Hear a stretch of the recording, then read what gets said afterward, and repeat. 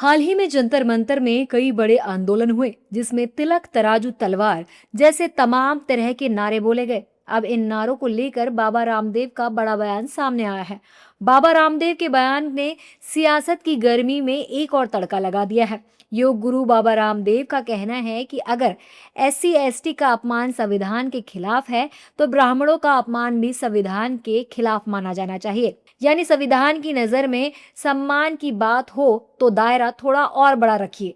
रामदेव ने छात्रों, मरीजों, सैनिकों और किसानों के साथ साथ एससी एसटी और ब्राह्मणों के साथ होने वाले अन्याय का भी जिक्र किया।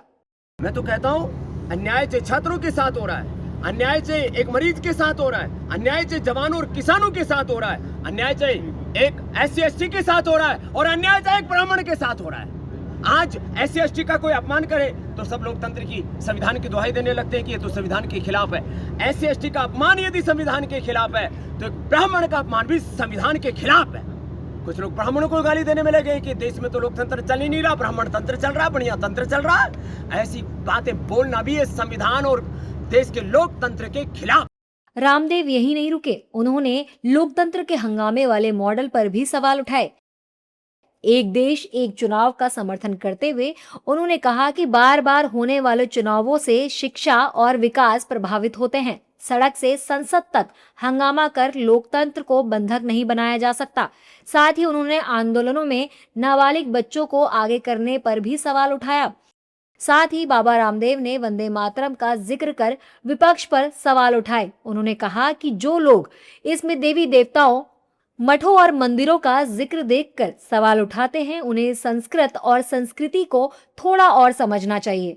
तो जो लोग इस वंदे मातरम में देवी देवता, मठ, मंदिर इसको देख रहे हैं, मुझे लगता है वो संस्कृत से और संस्कृति से अनभिज्ञ हैं। उनको थोड़ी संस्कृत पढ़ लेनी चाहिए और थोड़ा उनको बोध होना चाहिए कि हमने भारत माता को सारी उपहाई दी। हम मेरा मठ, मेरा मंदिर, मेरी पूजा, मेरा कर्तव्य, मेरा मंतव्य, मेरा गंतव्य, मेरा धर्म, मेरा सर्वस्व मेरी भारत माता है। ये वंदे मातरम का अर्थ है। योग गुरु बाबा रामदेव का संदेश साफ है।